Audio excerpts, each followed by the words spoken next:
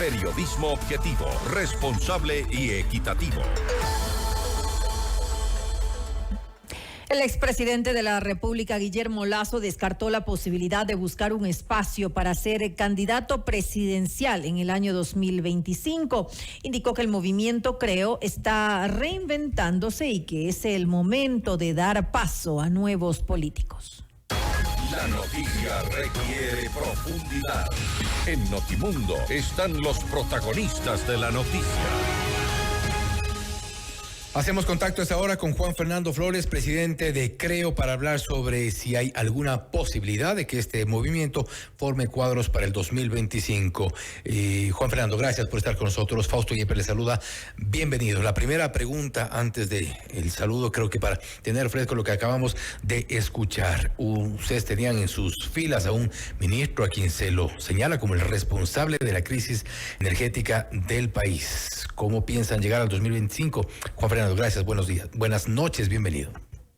Buenas noches, Fausto, muchas gracias por la invitación y un saludo a los ecuatorianos que nos están escuchando. Pues justamente ese es parte del proceso que estamos llevando adelante en nuestra organización política, que es el entendimiento de lo que fue la ejecución del gobierno que tuvimos de la mano de Guillermo Lasso, donde ahí tenemos que entender que la política parte por analizar a profundidad y sin ponerle el corazón, sino la lógica, cuáles fueron los aciertos que nosotros tuvimos y dónde se tuvieron desaciertos. Y que en función de ello tendremos que trabajar justamente con una propuesta clara hacia la ciudadanía sobre cómo vamos a garantizar que en función de ello la propuesta que nosotros presentemos acoja realmente a las necesidades y realidades de los ecuatorianos.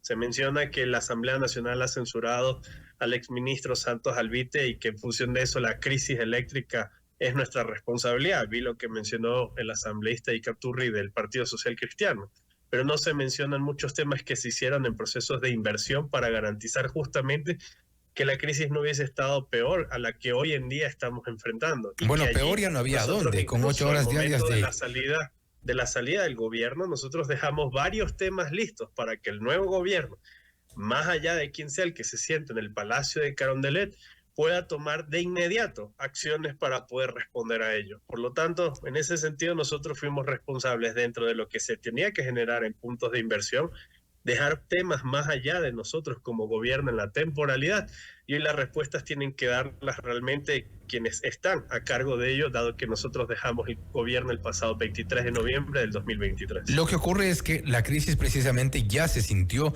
en el gobierno del expresidente Lasso, ya se sintió esta crisis energética, ya hubo problemas, ya comenzaron a salir ese tipo de inconvenientes, producto precisamente de una falta de gestión en las primeras partes del gobierno. Entonces, es ahí donde llegamos hasta donde estamos, que era una situación insostenible.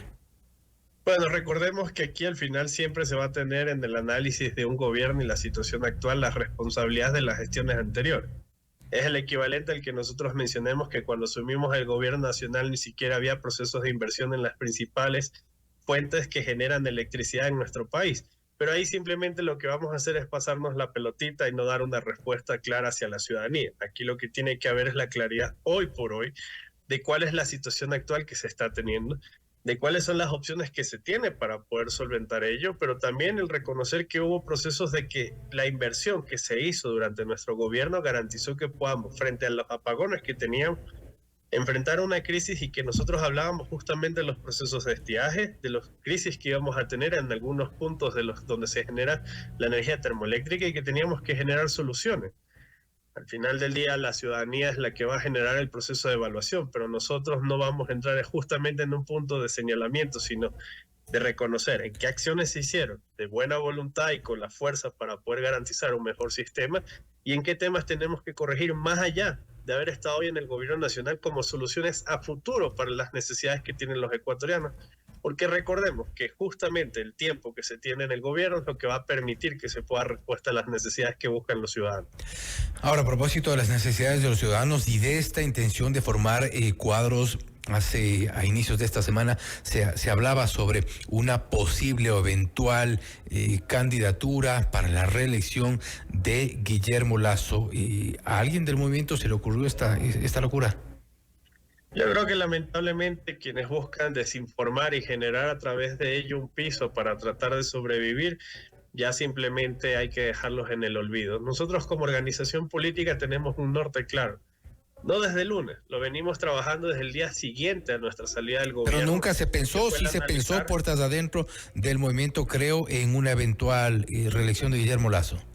Del presidente Guillermo Lasso nosotros tuvimos en la primera reunión que se dio justamente en diciembre un proceso de desprendimiento, donde se establecía que ahora la figura que él tendría dentro de nuestra lógica política sería de la mentoría, tras entender que al haber vivido un proceso político como gobierno y como organización política, hoy tendríamos que tomar justamente los aspectos positivos para fortalecerlos, donde se cometieron errores, corregirlos para entender dónde fueron nuestras fallas y que tendríamos que buscar a las mejores opciones. Tanto así que incluso en un momento determinado se llegó a mencionar que las opciones serían entre varios exministros de nuestro gobierno para la candidatura presidencial. Nuevamente, lamentablemente, la mala intención o la desinformación que se pretende dar es algo que ya queda atrás porque nosotros tenemos un norte claro. La construcción de propuestas para el 2025 a las diferentes listas no solo de la Asamblea Nacional y del Parlamento andino, sino también buscar en coalición un proceso que logre unificar una figura que permita realmente desde la presidencia de la República representar esas necesidades que espera el pueblo ecuatoriano. Queda claro entonces que el nombre de Guillermo Lasso, en este caso, supuesto caso de la reelección, era entonces nada más una mala información y una mala intención. Yo creo que lamentablemente esa es una respuesta que tiene que darla quien intentó generar esa matriz. Aquí nosotros como organización política hemos venido trabajando desde el mes de diciembre en un proceso de reestructuración territorial, yendo a cada una de las provincias para entender qué es lo que sucedió, dónde estuvieron nuestros errores, cómo vamos a recoger los pasos en ese sentido. La incorporación de los cuadros que ya estaban en nuestra organización, gente que fue parte del gobierno y que no necesariamente era parte de nuestra organización y hoy quiere sumarse, gente que hoy externa estos procesos tiene el interés de construir un proyecto. Pero hay gente también, que está marcando distancia, como Bernal, por ejemplo, está marcando distancia de ustedes precisamente, o asumimos que por una intención política de no contaminarse con un movimiento que ha dejado un gobierno a medias y con serios cuestionamientos. Yo creo que la moral y la ética de quien fue asambleísta, gobernador y ministro no se limpia de la noche a la mañana solo tratando de distanciarse. Esas son medidas. ¿Usted cuestiona la ética que se toman? Nosotros ahí hemos respetado la decisión que tenga cualquier militante de decir no seguir participando con nuestra organización política. Es una decisión completa y absolutamente válida, pero nosotros no vamos a gastar en ese sentido energía. Respetamos las decisiones que se toman y aquí no hay nada donde perderse. Nosotros estamos dedicados a la construcción y fortalecimiento de la estructura, no solo a nivel nacional, sino también internacional, recordando que tenemos 3 circunscripciones del exterior donde 429,000 ecuatorianos tienen derecho al voto. Ahora bien, y con esto cierro, Juan Fernando, ¿cuáles son o cuál es el perfil de los cuadros que podrían ustedes presentar para el 2025 y si tienen entre esos perfiles algún presidenciable? Nosotros lo que hoy estamos haciendo es un proceso de levantamiento no solo desde la visión ideológica, sino también el entendimiento de lo que es el ejercicio de la función pública. Estamos hablando que para la elección de febrero del 2025 elegiremos 151 asambleístas, entre los cuales, dado lo que establece el Código de la Democracia, deberemos tener una participación del 50% de mujeres y el 25% de jóvenes en las listas.